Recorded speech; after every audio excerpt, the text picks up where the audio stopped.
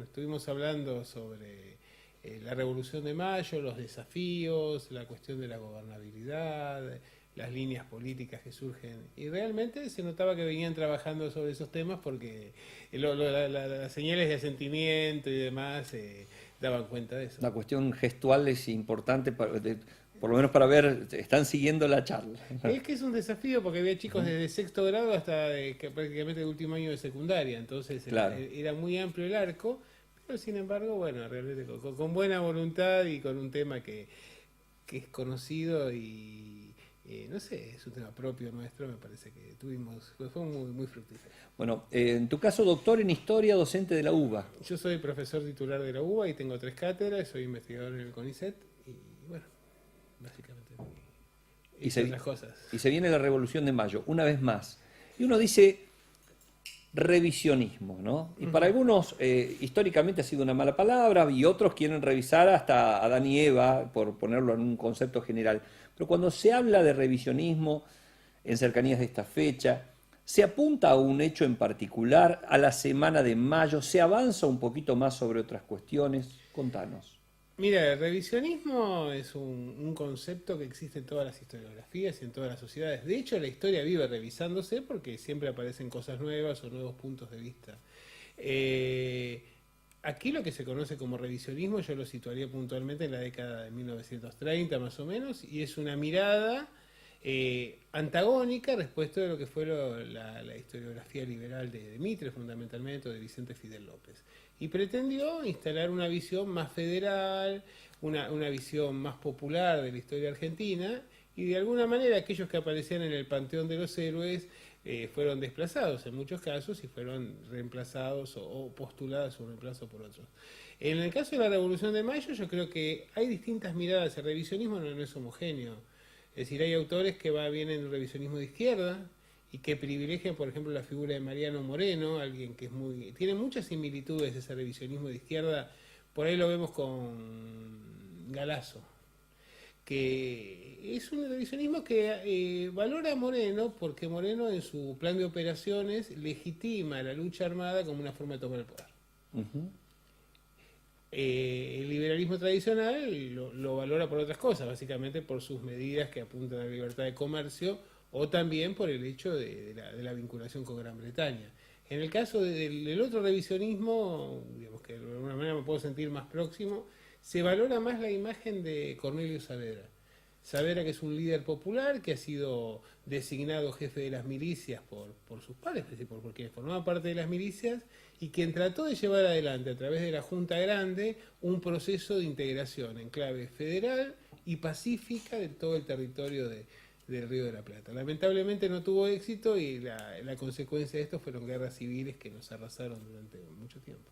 Mientras nos contás esto, yo me voy a retrotraer, voy a poner un ejemplo en particular. En una clase de periodismo, de historia, mientras estudiaba periodismo en Córdoba, un profesor nos indica que tenemos que preparar una monografía sobre la Revolución de Mayo. Cuando la trajimos, nos revolvió todos los papeles porque dijo, ustedes van a ser futuros periodistas, necesito por lo menos 3 posturas diferentes sobre sobre la Revolución de Mayo. Desde ahí... bueno, los libros de Ibáñez se me vinieron abajo, todos los de AZ se vinieron abajo, y Rosas, digamos, y los otros. Entonces uno dice, bueno, hay 30 millones de libros de historia escritos por distintas personas que han volcado también su visión política sobre este tema, ¿no? Y eso me hace pensar y preguntarte, ¿cuándo hay una certeza sobre esto o es toda una cuestión de opinión? No es opinión, es decir, la historia como disciplina tiene ciertas reglas y ciertas normas que exigen la fundamentación en distintos tipos de fuentes. Lo que pasa es que las interpretaciones que uno hace de las lecturas de las fuentes son diferentes. De golpe lo podemos ver, hoy tenemos distintas fuerzas políticas que se reclaman como radicales, como peronistas, y todos plantean ser la expresión legítima de esos espacios. Y bueno, evidentemente hay diversidad. Creo que lo sano es la contraposición entre distintos puntos de vista. Y esa es la historia que corresponde a una sociedad que sea pluralista y que sea democrática.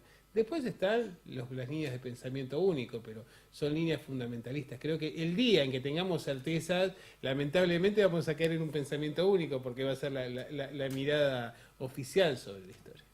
Hoy, a las 20 horas, en el Centro Educativo Integrado Municipal, abierto a todo público, hay una invitación para que hables de qué específicamente. Mira, en principio vamos a hablar sobre el tema de la Revolución de Mayo, porque estamos en la Semana de Mayo, pero bueno, estamos abiertos al debate. Yo qué sé, realmente cuando uno viene a localidades que no conoce y que realmente lleva sorpresas muy agradables, como en este caso, también uno viene a escuchar, ¿no? Me parece que eso es fundamental. Es decir, no, porque muchas veces aparece esta mirada que yo creo que tenemos que tratar de desvirtuar, ¿no? De que viene alguien de afuera y que hay que respetarlo por eso. Y yo creo que viene alguien de afuera con experiencias, con formación distinta, que a lo mejor puede interactuar con las miradas propias. Creo que nos faltan relatos históricos, por ejemplo, de ver cómo transcurren los procesos desde la perspectiva de lo local. Es decir, escribir la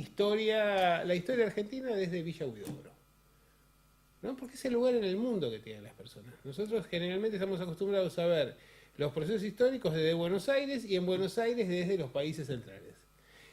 Y el lugar que tienen las localidades es mínimo, pero en realidad esos procesos repercuten constantemente en las posibilidades de trabajo, de retención de los jóvenes, de formación, de desarrollo educativo, de desarrollo social. Por eso me parece... Hay una cuestión cultural histórica ahí, ¿no? Es ver el espiral al revés. En vez de afuera hacia adentro, en que se va consumiendo de adentro hacia afuera. Porque el otro es una historia ajena, es la historia del puerto, pero no es la historia del distrito y por qué razón toma estas características, por qué tiene esta composición, quiénes son los pobladores, por qué puede o no puede retener a sus jóvenes. Me parece que esas cuestiones son fundamentales y que hay que hacer mucho hincapié.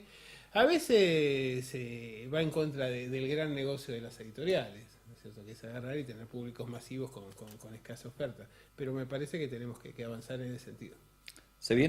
Empiezan las fechas patrias, ¿no? Sí. Tenemos 25 de mayo, 20 de junio, 9 de julio. Bueno, entre las dos puntas, 25 de mayo y 9 de julio. ¿A cuál tenemos que, digamos, sobre cuál tenemos que pensar más nuestra Argentina? Mira, creo que el 9 de julio es la continuidad lógica del 25 de mayo, ¿no? Es decir, el 25 de mayo llega hasta la concreción de un gobierno propio, pero un gobierno que necesita legitimarse y no están dadas las condiciones históricas como para ir más allá y sancionar la independencia. Y el 9 de julio la concreta. Pero me parece que en este sentido hay puntos de regularidad, por ejemplo.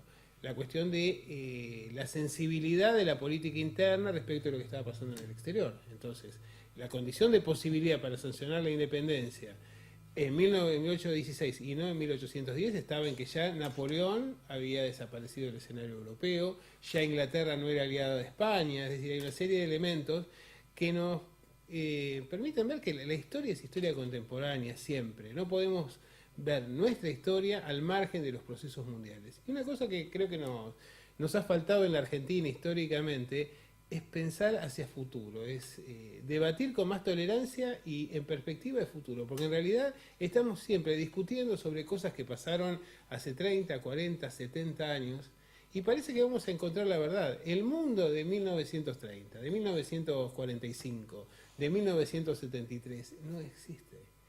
Es un mundo que ha cambiado y en ese mundo es donde tenemos que manejarnos. Y lamentablemente uno ve las intervenciones públicas que siempre rememoran, parecemos un tango en este sentido, ¿no? Es decir, que nos abandonó la mina, que el pasado era mejor, que el amigo nos estafó. Bueno, tenemos que mirar hacia el futuro. Y eso lo planteé el otro día, estaba en un programa de estos de debate masivo. Y yo digo, pero ¿por qué no discutimos el futuro? Y él dice, tiene que venir un historiador a decir que hablemos de futuro. Y lamentablemente discutimos siempre el pasado. Y en el pasado, bueno, podemos llegar a creer que tenemos razón, pero no vamos a encontrar soluciones en perspectiva de la sociedad que tenemos que construir.